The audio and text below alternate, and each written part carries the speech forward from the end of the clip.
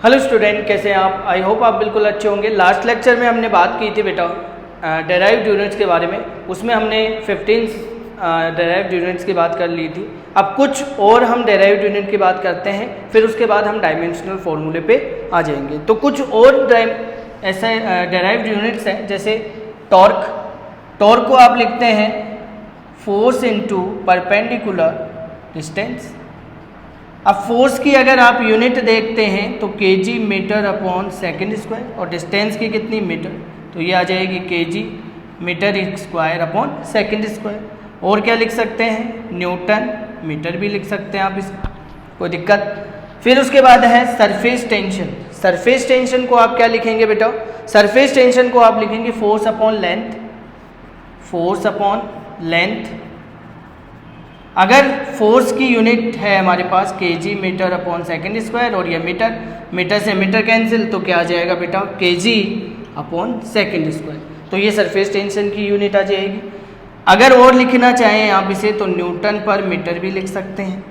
Impulse force into time, Newton second लिख सकते हैं, या लिख सकते हैं kg metre upon second square into second से सेकेंड कैंसिल आउट, तो क्या आ जाएगी बेटा आपके पास kg मीटर पर सेकेंड। क्लियर। इसके बाद है मोमेंटम। मोमेंटम को आप लिखते हैं मास इनटू वेलोसिटी। मास की यूनिट kg, वेलोसिटी की यूनिट हो गई मीटर पर सेकेंड। इसके बाद आता है कोफिशिएंट ऑफ विस्कोसिटी, बहुत इंपॉर्टेंट है coefficient of viscosity. Coefficient of viscosity को आप क्या लिखेंगे, देखें F upon area into velocity gradient dv upon dx। इसे डिनोट करते हैं बेटा नीटा से।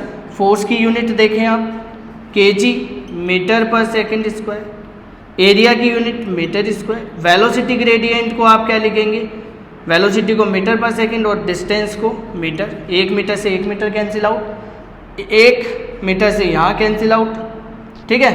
तो ये kg अपॉन सेकेंड स्क्वायर, ठीक है। तो ये वन आ जाएगा सेकेंड, तो कितनी वैल्यू आ जाएगी बेटा आपके पास, ये मल्टीप्लाई हो जाएगा आपके पास, 1 मीटर और बच गया है यहाँ पे मीटर, और सेकेंड ऊपर चला जाएगा तो ये कैंसिल आउट, तो यह हो जाएगी kg अपॉन मीटर सेकेंड। कोई दिक्कत यहाँ तक। ये हो गई आपके पास वेलोसिटी ग्रेडियंट की। ऐसे ही आपको क्या करनी है बेटा, g की वैल्यू फाइंड आउट करनी है, ठीक है। मोमेंट ऑफ इनर्शिया, जी मतलब यूनिवर्सल ग्रेविटेशनल कांस्टेंट, जिसकी वैल्यू, इस जी को क्या लिख सकते हैं, देखें बेटा यहाँ पे मैं लिख देता हूँ,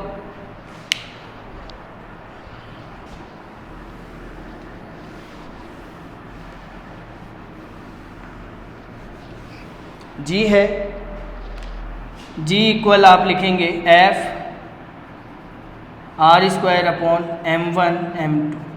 F हो गया फोर्स, R हो गई डिस्टेंस, m1 m2 क्या हो गया बेटा, मास हो गए। मोमेंट ऑफ इनर्शिया क्या लिखेंगे आप, मोमेंट ऑफ इनर्शिया को आप लिखेंगे मास इनटू डिस्टेंस का होल स्क्वायर। ये हो गई आपके पास किसकी बेटा, मोमेंट ऑफ इनर्शिया की। इसके बाद आप लिखेंगे एंगुलर फ्रीक्वेंसी। एंगुलर फ्रीक्वेंसी की हो जाएगी 1 अपॉन सेकेंड। अगर बात करूँ वेलोसिटी ग्रेडियंट की, वेलोसिटी ग्रेडियंट को क्या लिखेंगे आप, मीटर पर सेकेंड, यानी वेलोसिटी अपॉन लेंथ। वेलोसिटी की होती है मीटर पर सेकेंड और लेंथ मीटर से मीटर कैंसिल, 1 अपॉन सेकेंड। ये हो गई कुछ डेराइव्ड यूनिट्स की बात। अब हम बात करेंगे नेक्स्ट लेक्चर में डायमेंशनल फॉर्मूले की। आज के लिए इतना ही, नेक्स्ट लेक्चर में